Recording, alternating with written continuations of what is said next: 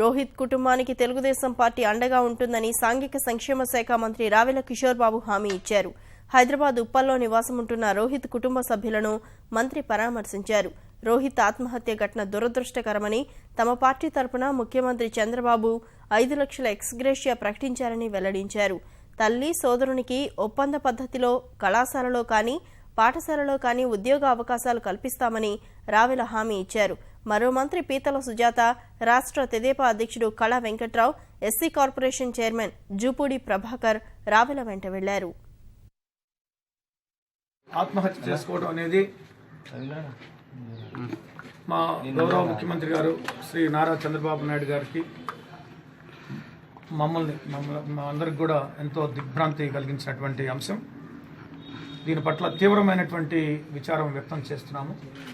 బాబు వాళ్ళ తమ్ముడు సోదరుడు ఎంఎస్సి చదువుకున్నాడు పాండిచేరి